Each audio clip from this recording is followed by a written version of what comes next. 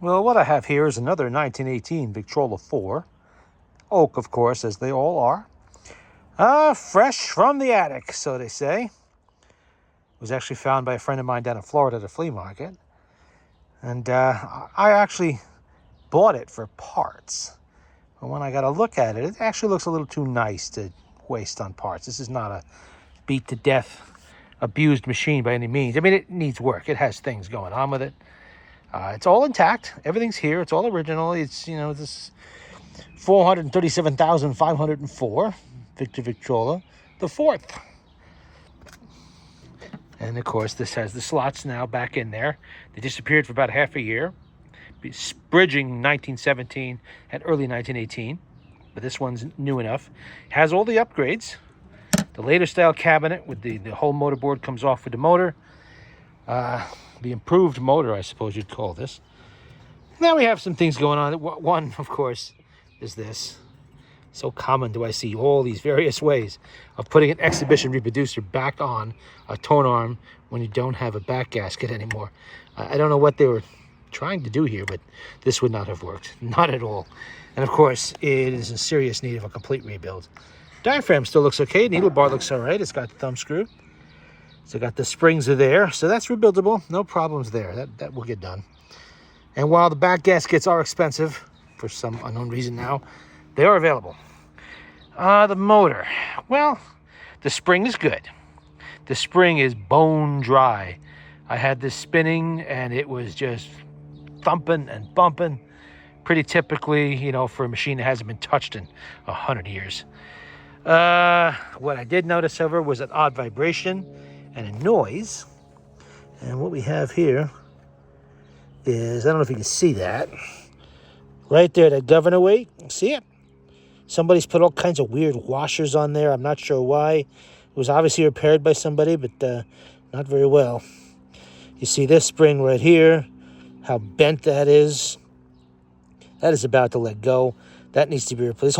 This has to be rebuilt entirely. But at least the weights are there.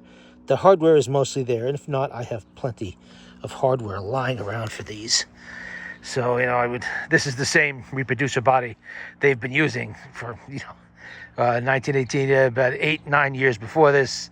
And they'll continue using it until the last Victrola in the late 20s. So there's plenty of parts around. And HMV also uses a similar, pretty much the same governor.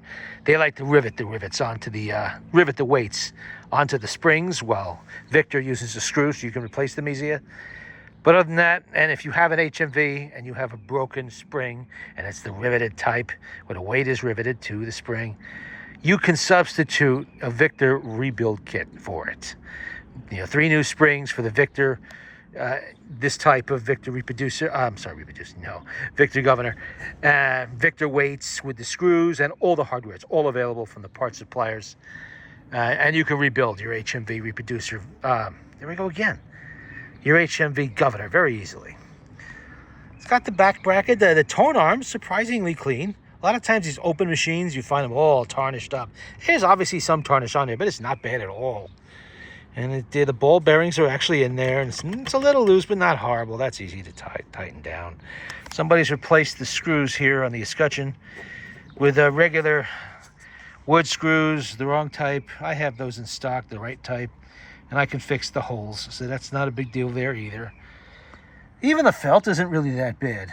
Wherever this was stored, it obviously wasn't stored too badly. Maybe in a closet or in a box someplace where it wasn't getting too much dust and rodents dancing on it. And the wood is in nice shape. The corners are nice. It's not all bashed up.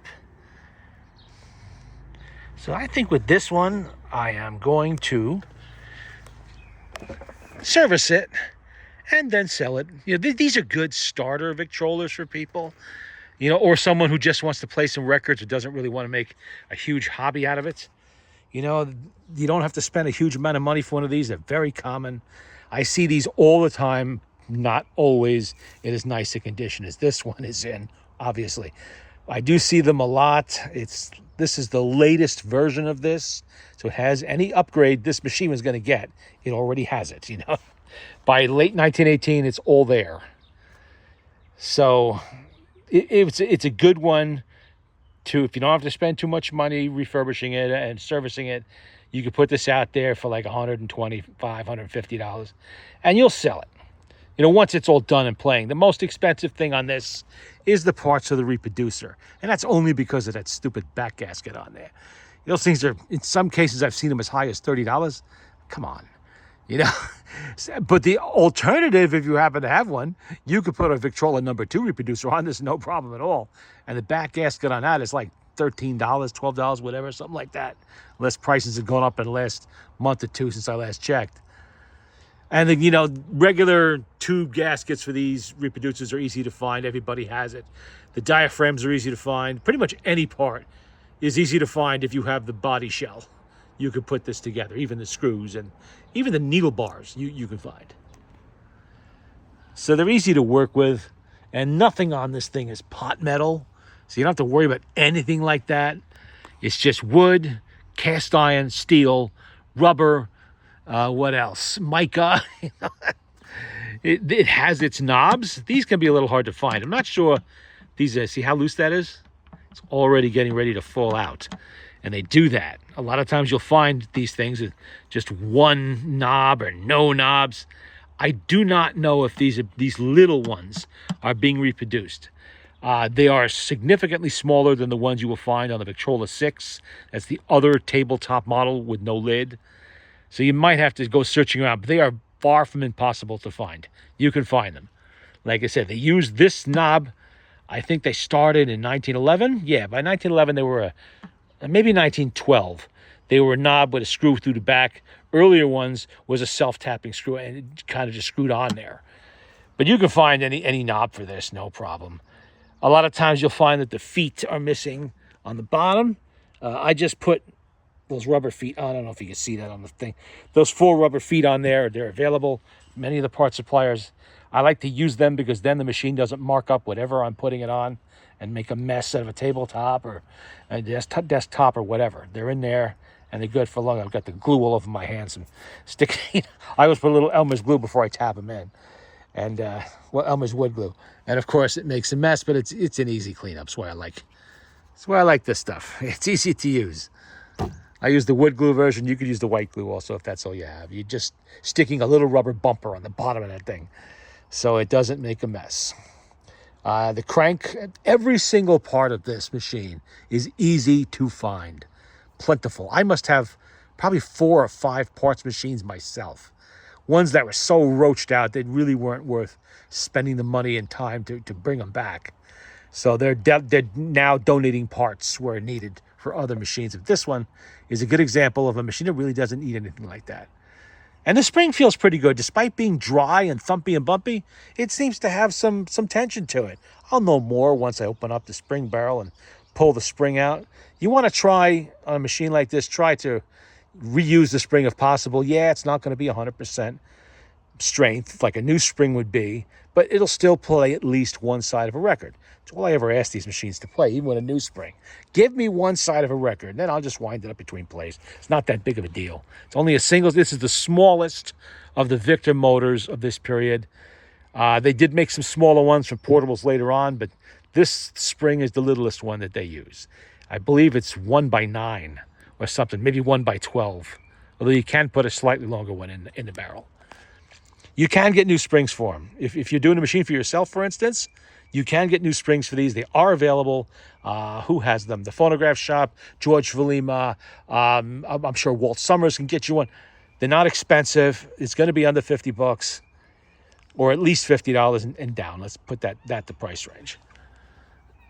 And if I was keeping this for myself, I would simply replace the spring. I would not bother with...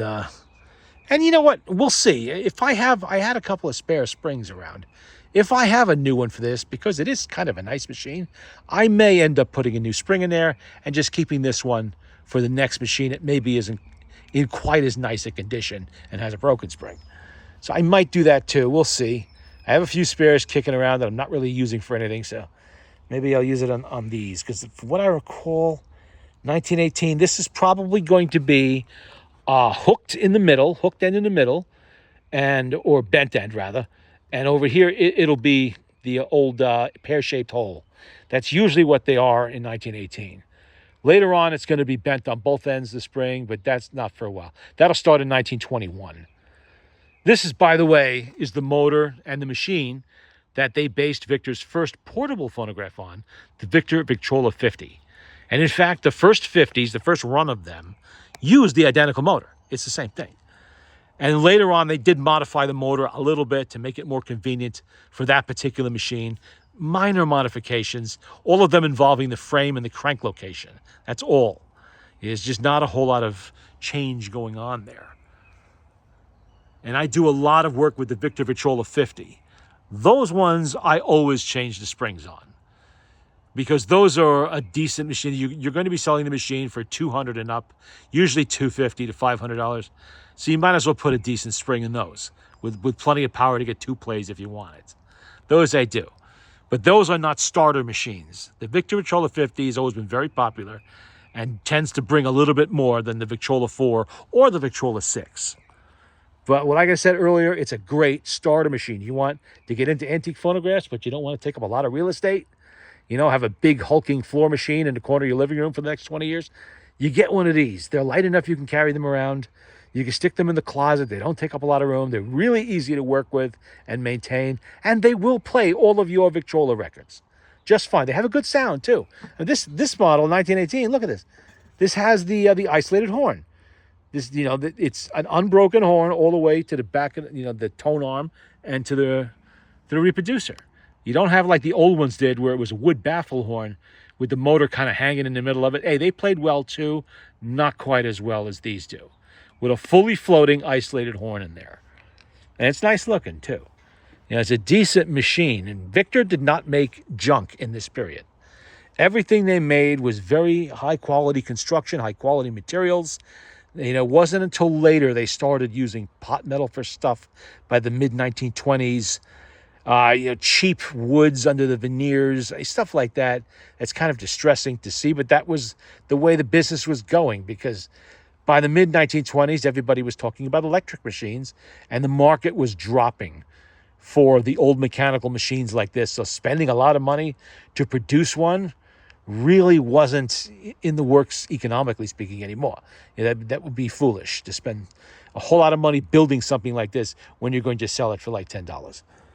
Spend $15 to sell a $10 machine. So they didn't do that. And this one, by the way, does not have any veneers. Yeah, even the doors are not veneered on this. Are they? You can take a closer look at that before I say that, but I don't think so. If memory serves, no, that's solid oak. These are all solid oak panels. Even on top, that is solid oak.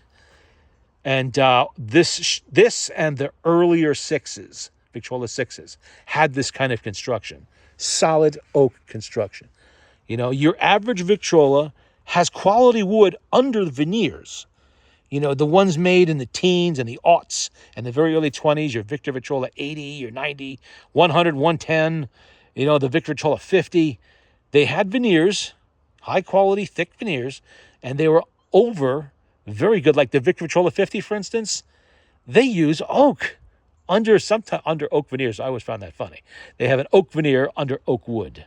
And I forget I think the mahogany ones also use oak, although I'd have to double check that. And even on those machines, it's only on the very top and the very bottom. It's not on the sides. But this is the only one that's 100% solid oak, no veneers. So even if it's been stored in a damp location, you're not going to have too many problems with badly warped, veneer peeling off and everything. All of that is repairable, but it takes time, and time is money if you're going to resell it. If you're doing it for yourself, that's great. Who cares if it takes 20, 50 hours to do it? It's for you. So you don't care. But if you're going to try to sell it off to somebody else, you really can't afford to spend that kind of time on a basket case that's in really bad shape. But this one is good. This is, like I said, a friend of mine brought this up from down south. He likes to do flea markets, and he found this one. He also found 2 fairly decent-looking Victrola 6s. One total disaster of a Victrola 9. Yeah, that's another example. I'm not going to show it here. It's a parts machine, but that's an example of a machine. Yes, if you wanted to spend a lot of time and even some money, you could return it to some semblance of decent looking and obviously working, all of that. That one, even the tone arm is broken. But, and the lid is loose, it's a mess. But you're not going to make any money on it if you want. That's another common machine that people like to flip. You know, they get it serviced and working, they do the reproducer, then they sell it on. But the selling market for a decent looking one of a Victrola 9, it's too, like I said before, it's $225, $250, $275, maybe a little bit more for an oak 9. Those are always popular and they do sell for a little bit more. But you're going to end up spending almost that much in time, in material and time, to get it to the point where you can get that kind of money for it. So it's not worth it. And the fifth machine he brought up is another crown. And if you want to know what that is, it's a horn machine. I did a couple of videos on it about 3 years ago. The other one that I have. This is another one. I don't yet have the horn for it, so I'm not doing any videos on that just yet. But the cabinet that I do have is in very nice condition. It's a pretty rare machine. You don't see very many of them. It's often mistaken as a crapaphone. You know, the modern stuff that's made in India and Pakistan or wherever today, that is just, it's like they take the motor from some kind of 30s or 40s portable and they shove it into a kind of a cheap cabinet with a cheap tone arm, and they make an external horn machine out of it, and they sell it mostly. Yeah, they will play, but honestly, they're decorators. That's what they are. For people that just want the look, but not the substance. You know, to a collector, such a thing would be unthinkable to keep that in their collection and put it on display. But for someone that knows nothing about phonographs and early gramophones, it's fine. That works for them. Oh, look, I got an antique looking phonograph in my living room. Okay, you do, yes, but it's not antique, and it's not particularly good either. But something like this will display nicely. You know, it's just, look how nice the doors close even. That's another something that sometimes happens to these. If the cabinets get warped, you'll start having trouble. The doors will scrape, trying to open and close, or they'll just flop open and you won't be able to get the hinges kind of hold tight. There's ways to adjust that by playing with the hinges a little bit. Sometimes it'll work, but if it's badly warped, it really won't. Then you're taking off wood, sanding stuff and everything. You don't want to get involved in that. But look at how nicely those open and close.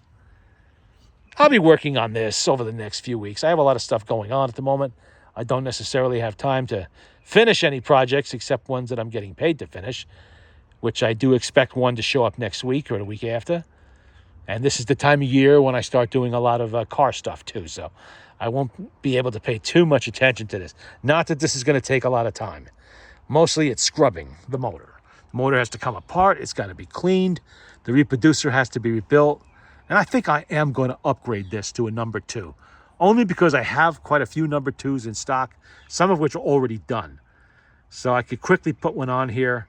It's a nice upgrade. It's a great sounding reproducer, and I don't have to worry about sourcing that huge fat back bracket for that reproducer, you know, and paying a fortune for it. This way I keep my costs low, and whoever buys it would probably appreciate that. And they're a good looking reproducer too. It's all brass with a black back. You know, it's just similar to the Exhibition, just a larger diaphragm on them. And this even has the April 15th, 1918. I'm not going to flip the machine over to show you because the motor board is loose and all that. I won't make a mess here. The patent sticker is there and the oiling diagram. It is on the bottom. And the bottom panel is intact and not warped.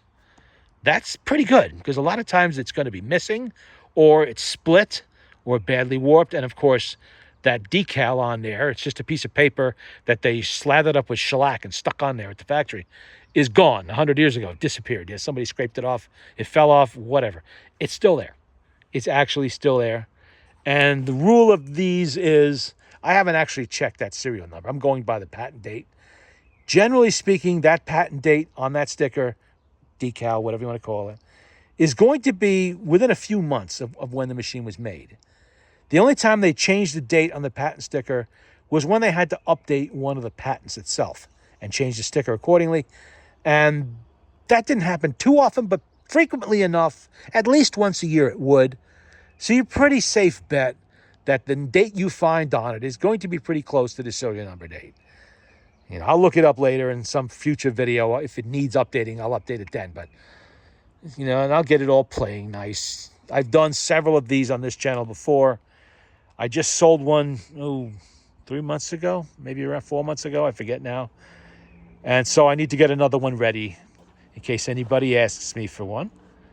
The last one went to a gentleman who is teaching a course on American jazz, and he needed an original machine to play the original records to demonstrate them to his students. And the 4 is ideal for that. You don't want to have to schlep a Victrola 9 all the way into a building and set it up for a demonstration. That's torture. It's 47 pounds without the weight of the records and everything else. These, I think, weigh like, 16 pounds, 15 pounds, something like that. I haven't weighed one in a while, but it's somewhere around there. It's not much. And all of that is mostly because they did use high-quality wood. Oak is not light. Neither is cast iron and steel, which is what you find in that motor. They're such nicely made machines. That's why Victor was the cream of the crop. Top shelf all the way. And they had all the best patents. They made the best. There's a lot of off-brands out there. There's like 400 of them. Different names that show up on some kind of phonograph. Most of them are a little bit weird because they're trying to skirt or use as few patents from Edison or Victor as they possibly get away with. And a lot of times the materials that they're made of are kind of substandard, not made to last the ages. A lot of press board and cheap, pine used under fabric covers in a lot of cases, or thin veneers. Generic motors churned out by the National Phonograph Company or Heinemann, basically. Not that they were a bad motor, but they worked just fine, but they weren't this. Nobody made a motor like this. This was Victor's motor. Excuse me, that's not right. HMV used this motor also because they had agreements with Victor thanks to their Eldridge Johnson of Victor owning a major, stock. Major whack of stock in HMV. So they were getting to use motors like this. And I'm sure this exact motor shows up in various HMVs here and there. It's not. This is just a single spring version of the number 32 motor, the double spring model that turns up in a lot of HMV tabletops from the late teens into the 20s, even into the 1930s on some machines. Those two had the best. Everybody else had a version. Yeah, Edison motors are good too, but Edison is a different machine, and they're playing different formats. Only at the end of Edison's run did they finally play, the same sorts of records you can play on the Victor machines. They had the diamond discs before that. They had the cylinders, the 2 minutes, the 4 minutes, the blue amber, all of that stuff before that. So I don't really count them in the same class as these. They're good. Nothing wrong with them. They're just different. Edison is just different. It's not a bad machine. It's just different. But when it comes to disc phonographs, nobody beat Victor. And most weren't really trying. They were just trying to flood the market with cheap machines, make a quick profit, and then get out of business before Victor realized they were infringing on this or that patent. And then the lawyers would descend on them to shut them down. You had a lot of that going on back then, too. Victor had an army of lawyers, and they were kept pretty busy because there was always somebody trying to steal some patent. And how many patents just on this machine alone? That sticker has like 20, 30 numbers on it of different patents.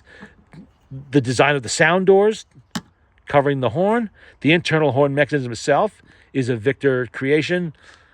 The whole motor, everything on the motor, how the spring attaches, how the governor is set up, that's all patented. And maybe if you were a small manufacturer, you could borrow or pay for the use or steal 1 or 2 patents, but you really couldn't afford to do more than that. The tone arm, all of that, and the reproducers, that's all proprietary to Victor. And that reproducer, the exhibition, is probably the most stolen patent that I've encountered yet with various machines that use some facsimile of that reproducer. I've run into several different German machines that were using a version of it. I believe there was a Swiss machine once I found. Some in this country, that basically were infringing on the patent and stealing it. They were around for a little while. When they got caught, they folded shop, disappeared. They had their profit. Nothing Victor could do about it by that point. Everybody pulled a fade. And the motor, let me show you the horn. Get that out of the way. Whoa, whoa, whoa, whoa, whoa. Come on. I don't want that to bang into it. Yeah, there's your horn. See what I mean about the full horn in there, the isolated hanging horn? The horn is sealed all the way to the reproducer. In the old days, the motor would hang right there in the middle. And if you look, I'm sure I've done a video on that. These are easier to work with too when it comes to, look how you can set this to oil the motor up. When the time comes to do that, to grease the gears, it's just 6 screws down each side, and you just lift it right off. The older ones had a hinge back here and a lid stay, and you would lift it up like this and it would stay.